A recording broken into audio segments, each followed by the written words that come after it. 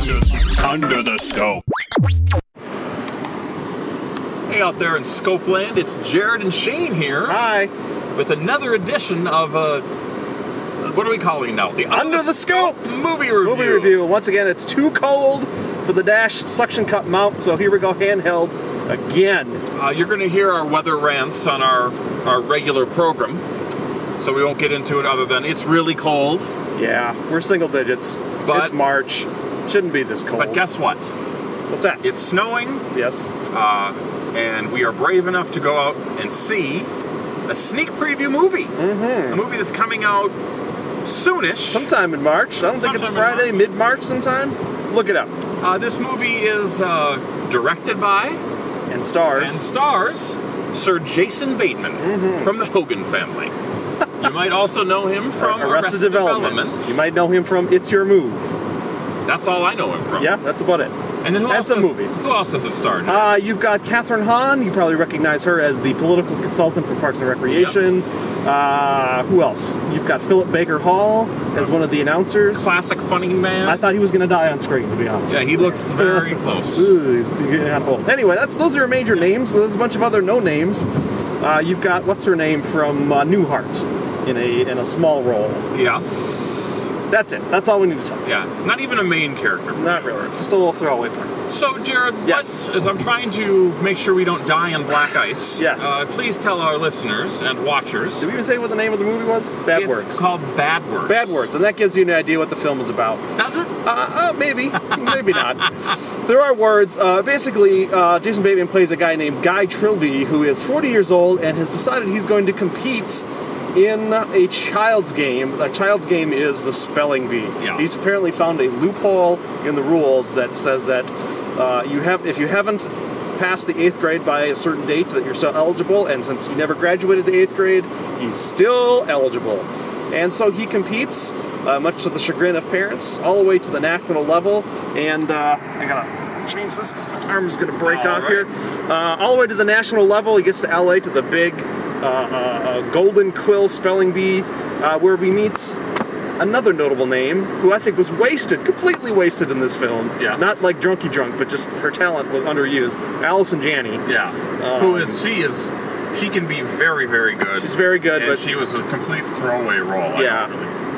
And he's it's not revealed until late in the film what his whole reason for competing in the spelling bee is, but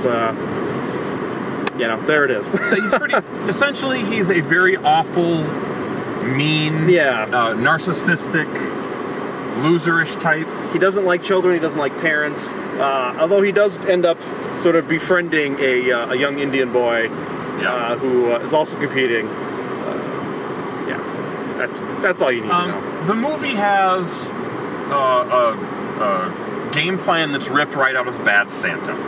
Yeah. It's sort of this major douchebag that maybe has a little bit more baggage and a little bit more story, and he's sort of meandering his way through life.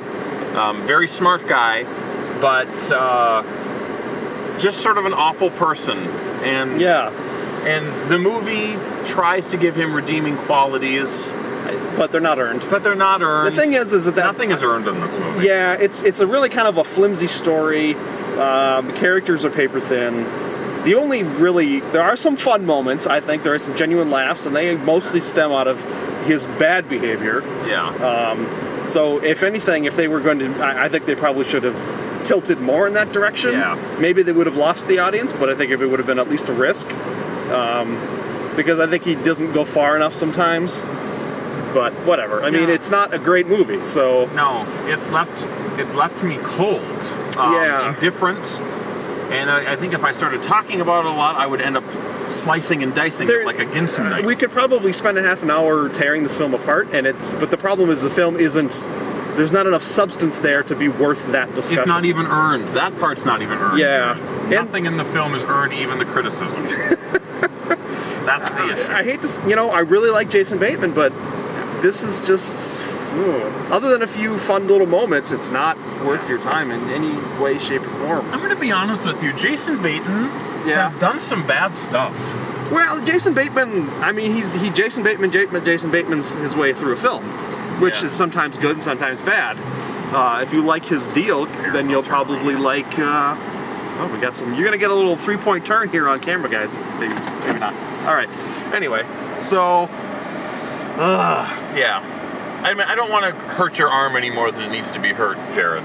But this film. I mean, the thing about this film is that it was a disaster from the beginning. Yeah. They started the film a half hour early, or not really. The festivities a half hour early. We got a local comedian who was apparently swindled into hosting the pre-show. Yes. Where they were giving away comedy tickets, but they weren't quite sure how they were going to give away comedy tickets, so he was left to sort of improvise his way around the thing for 20 minutes. No, the crux of it was they wanted the audience to tell whoever told the worst, nastiest joke. Yep.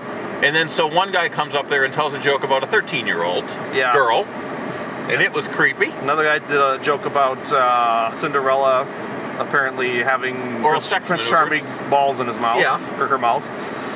And of course, Jared, the logical guy, was wondering why it was just one ball. And I thought the same exact thing, by the way. This is a question that needs to be answered. Why does Prince Charming only have one ball? Anyway, I don't fault the local comedian. He was just doing what he was supposed to do, and he wasn't given much to go with, and he had some good jokes on his feet, but he had his very timely Mitt Romney Obama voting jokes. Okay, he had one joke, and it was about Obama. He loses points for that. All right. Anyway, we've belabored this long enough. We should probably give it a score. The Scope score is 1 star.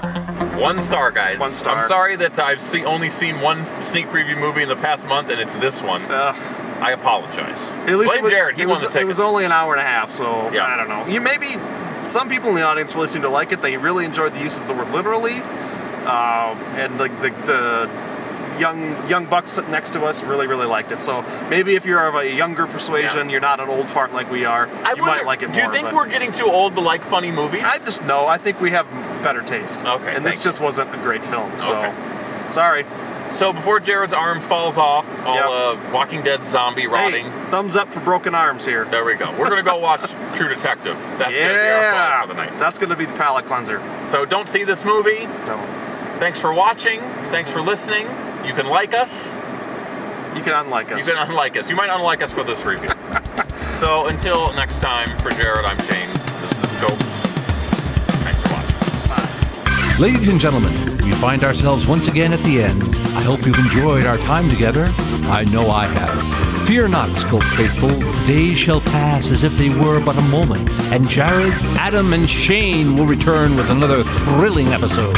Until then, send your comments to comments@thescopeshow.com or leave a voicemail message by dialing 612-21-SCOPE. That's 612-217-2673. Thanks for listening, faithful fans. This is Tony Partington saying arrivederci. Tune in next time to another terrific edition of The Scope.